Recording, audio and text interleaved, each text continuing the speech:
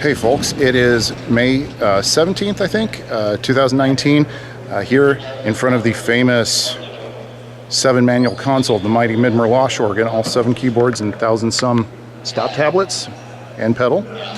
And I thought the organ folks out there would be interested to see what the signal flow was when you pressed a key here at the console, all the connections that had to be made in order to play a note up in the organ chamber. So we're going to start behind the keys in the console, and I'm going to edit together a montage of all the steps and junctions in between it took to get the signal from point A to point B. So here we are at the console, right? Now the console itself is built like a room. And come around the side. And this is inside the you're inside the console. Sounds like a new TV show. Now, these are the backs of the keyboards, okay? And they had conventional slide switch contacts. And so what would happen is when you turned on a coupler, it's hard to hold this flashlight and do this at the same time, you know, these magnets would operate, and then when you played a key, put the flashlight like that,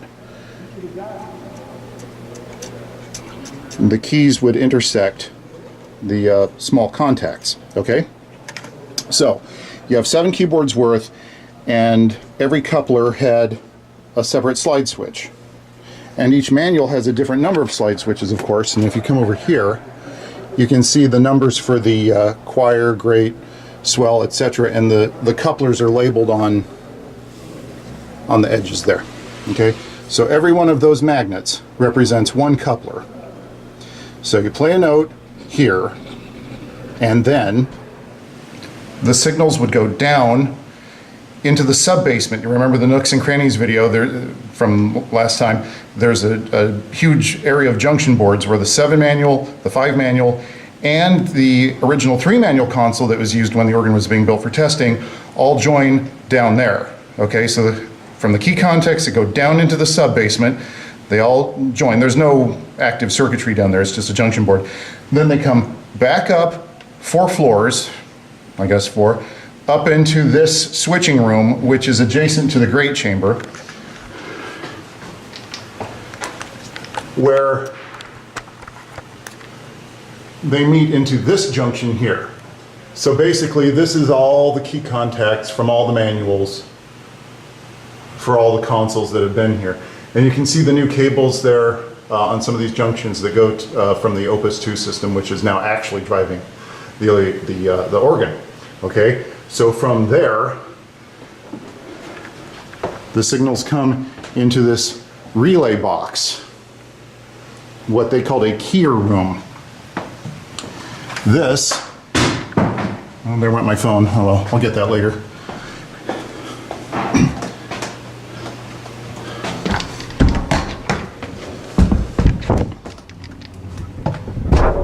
We're all familiar with the pictures of the keying room where the guys are wiring the contacts, and so here's one of the pneumatics.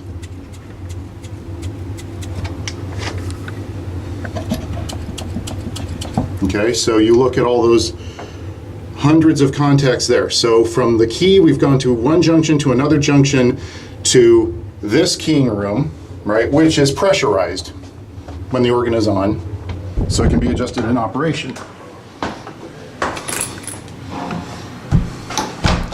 From there, the signals come out of the keying room and into all of these switch stacks. Hundreds and hundreds of switch stacks for anything which is played as a unit stop. And you can see the names of the stops there. Let me get the...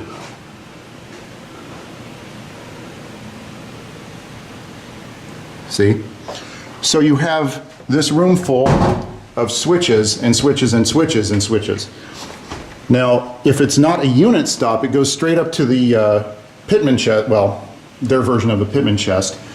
So from here, we go upstairs to up here to the chest in the grate, and here we have all the nice new magnets and everything. So you might think, okay, well there's the room where we were. Okay, that's the room that had the junctions in it. And here we are in the grate division. So you might think, okay, so the cable comes in and goes to this chest and that's the end of the story, but it isn't, because many of these chests throughout the organ have relays inside the chest, which then have finger relays, contacts and everything, which then distribute the signal to another chest. Up to 5 chests can be run off of one chest, so, and maybe more, I'm not sure. So you add all that up, and that is a lot of contacts that could be having a problem and causing unreliability. Oh, by the way, since we're up here, I just thought I'd mention over here, organ buffs in the audience should recognize the Grand Ophicleide stop. There it is. For those not familiar, this is the single loudest organ stop ever built in the world. This is the 100-inch pressure Ophicleide. And just take a look at the thickness of the lead that the pipes are made of to withstand the vibration. It's pretty amazing. And the treble pipes are actually, as many of us know, built like calliope pipes.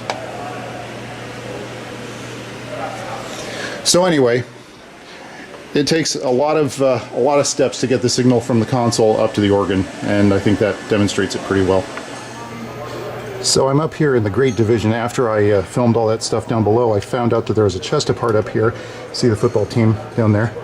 But up here inside the organ, look right there, and there are the relays inside of a wind chest which feed other chests. So you play a note on this chest and this relay